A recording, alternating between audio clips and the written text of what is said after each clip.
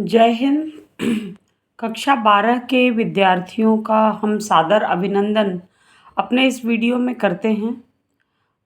कुछ दिन पूर्व आप लोगों को मैंने कुछ कविताएं पढ़ाई थी अपने इस चैनल के माध्यम से। बीच में कुछ तबीयत नासाज होने की वजह से गैप हो गया है, लेकिन आज हम पुनः प्रारंभ करते हैं और जो आपकी शेष कविताएं हैं और शेष जो पाठ है हिंदी का आरोह पुस्तक में, उसमें से एक जो कविता है जिसका नाम है उषा, इसी कविता को लेकर हम आपके सम्मुख उपस्थित हो रहे हैं और आपसे निवेदन है कि इस कविता को भली प्रकार समझने की कोशिश करिएगा। और वो कविता प्रारंभ हम करते हैं। उसके पूर्व उषा का अर्थ होता है प्रातः काल, जो भोर का सवेरा होता है वो होता है उसका अर्थ। लेकिन इस कविता को शुरू करने के पहले आपको हम बताना चाहते हैं कि सूर्य, चंद्रमा, नदी, तालाब, पर्वत, पोखर, ये सभी क्या हैं? ये प्रकृति का एक अनुभाग है। और प्रकृति किसे कहते हैं? कृति। कृति में प्र उपसर्ग लगा हुआ है। कृति का अर्थ होता है किया हुआ। तो अप्र उपसर्ग लग गया तो इसमें कुछ खास अर्थ निकलकर सामने आता है। अखिल ब्रह्मांड की रचना उस विधाता ने की है और मनुष्य और तमाम जीव जंतुओं को जीने के लिए उस विधाता ने प्रकृति का निर्माण किया है। प्रकृति के अनेक उपादान हैं, अनेक भाग हैं, जो कि सूर्य, चांद, प्रातःकाल, संध्याकाल और नदी, तालाब, सागर इत्यादि। तो प्रातः काल का हमारे जीवन में बड़ा महत्व होता है। प्रातः काल होते ही हमारे शरीर के अंदर एक नई ऊर्जा शक्ति जागृत हो जाती है। इसीलिए कहा जाता है कि प्रातः काल उठना अत्यंत आवश्यक है। प्रातः काल उठकर हम नई अपनी चेतना से, नई ऊर्जा शक्ति से तमाम कार्यों को संपन्न कर सकते हैं। इसीलिए जो महान वेत्ता हैं, जो महाज्ञानी हैं, जो साधु संत हैं और तमाम चिंतक हैं, साधक हैं, वे सभी प्रातःकाल उठकर अपना यथोचित महत्वपूर्ण कार्य पूरे कंसंट्रेशन के साथ, पूरे एकाग्र चित्त के साथ वो संपन्न करते हैं।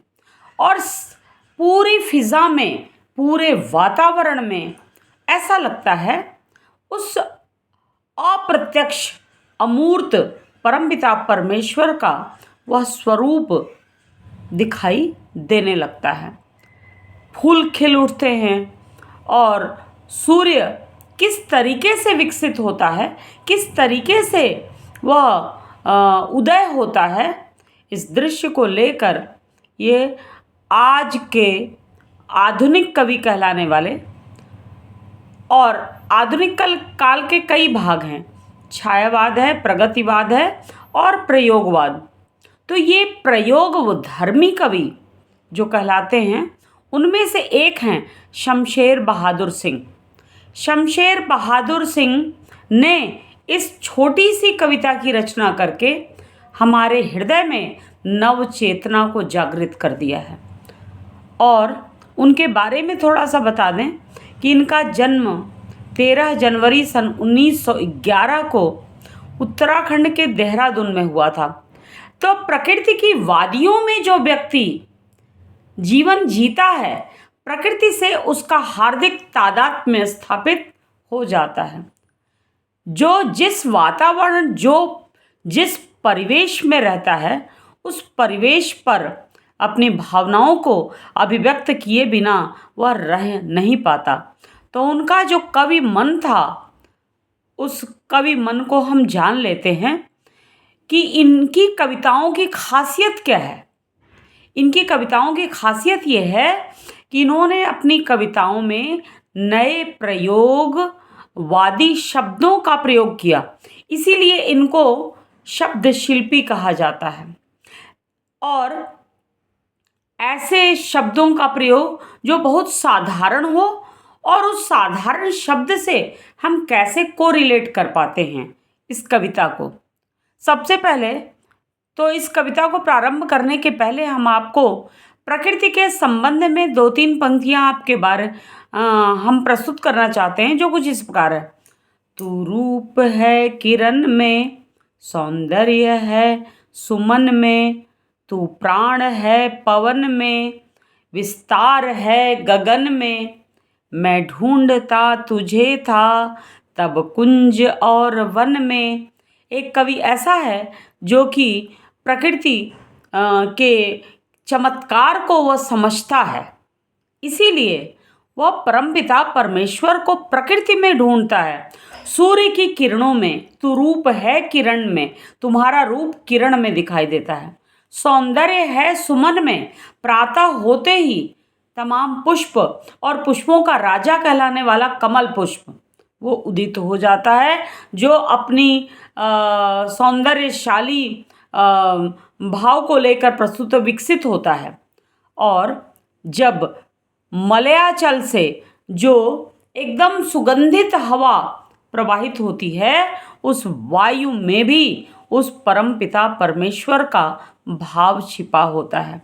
इसीलिए जो हम कहते हैं कि मॉर्निंग वॉक हमें करना चाहिए, ताकि हम ऐसे पवन, ऐसे वायु का हम सेवन कर सकें और शुद्ध वायु हमारे हृदय में जा सके, जिससे हमारी चेतना और हमारे अंदर की जितनी भी कमियां हैं, जितने भी रोगाणु हैं, वह सब दूर हो जाते हैं, क्योंकि हमें प्योर ऑक्सीजन मिलता है।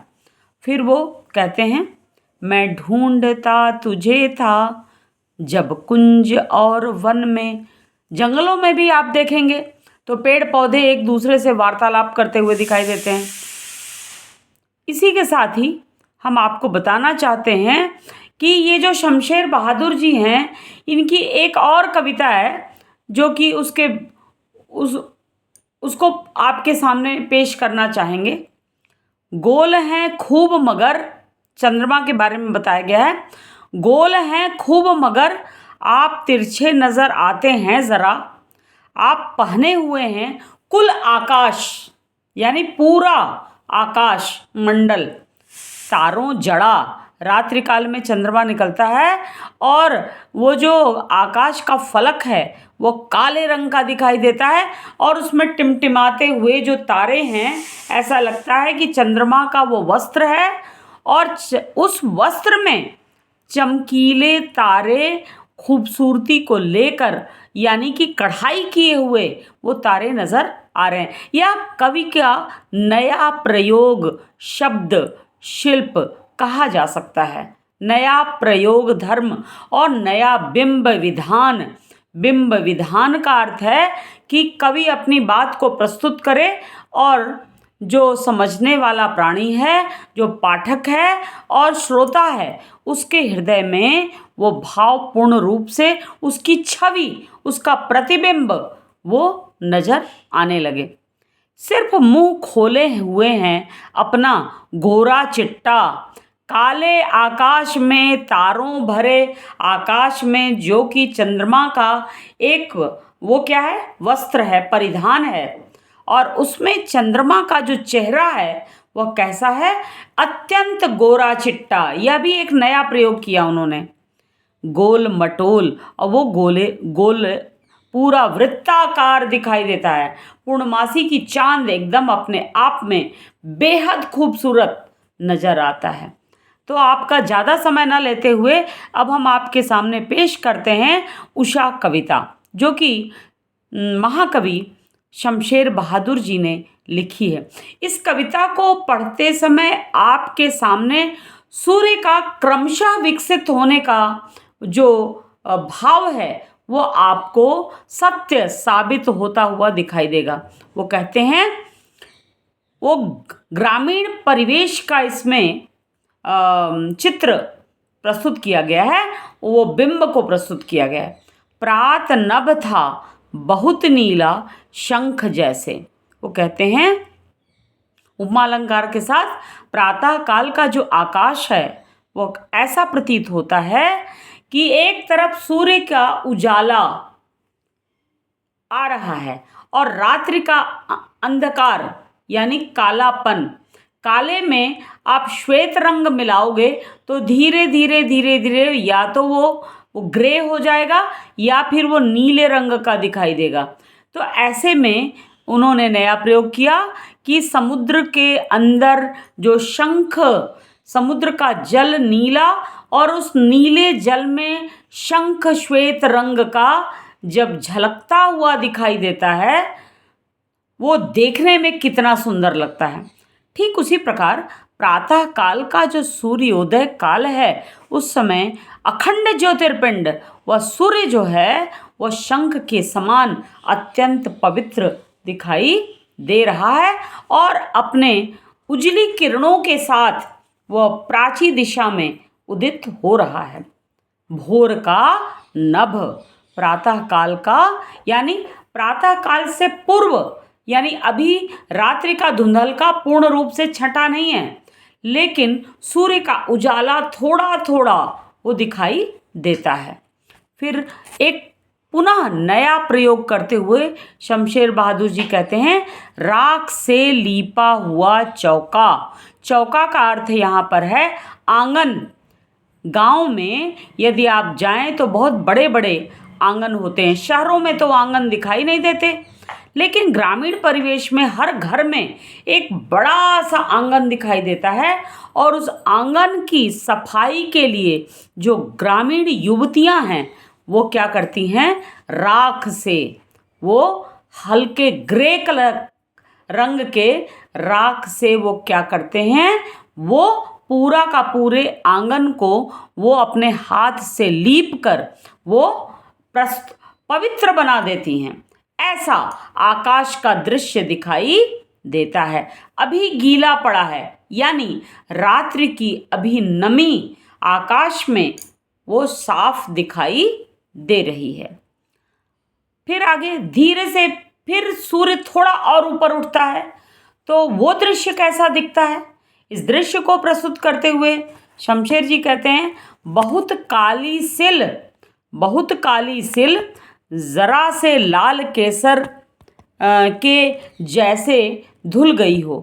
काले रंग का जो सिल जिसमें हम मसाला पीसते हैं उस काले रंग के सिल पर हल्का सा ऑरेंज और लालिमा लिए हुए वो जो सूर्य की अरुणाभ पहली किरण निकलती है तो एक रेखा की तरह प्राची दिशा में दिखाई देती है। ऐसा लगता है कि काले रंग के सिल के ऊपर किसी ने वो लाल रंग की रेखा को खचित कर दिया। खचित का अर्थ होता है खींच दिया है। ऐसा दृश्य मैंने स्वयं कन्याकुमारी में मैंने देखा था। तो यह पूर्णतया यथार्थवादी कविता है, नए प्रयोग धर्मी वाली कविता है, नए शब्द शिल्पी वाली कविता है, आप देख सकते हैं। फिर आगे कवि का मानना है स्लेट पर या लाल खड़िया चाक मल दी हो किसी ने। स्लेट जिस पे बच्चे लिखना सीखते हैं तो उस समय वो काले रंग के स्लेट पर ऐसा लगता है कि लाल रंग से, यानी सूर्य जब थोड़ा और ऊपर उठा तो पहले वो काले रंग के सिल पर एक रेखा लाल रंग की दिखाई दी, लेकिन थोड़ी ही देर बाद, कुछ ही पल के बाद वो उसका दृश्य बदल गया। वो कहते हैं ना प्रकृति परिवर्तनशील है, उसकी परिवर्तनशीलता सूर्योदय काल में दिखाई देती है। वो कहते हैं शमशेर जी कि स्लेट पर या खड़िया लाल खड़िया चाक मल दी हो किसी ने। स्लेट पर लाल रंग की वो जो चौक होता है उस चाक को उस पर मल दिया गया हो, यानी पूर्ण रूप से सूर्य जो है अरुणाभ हो जाता है।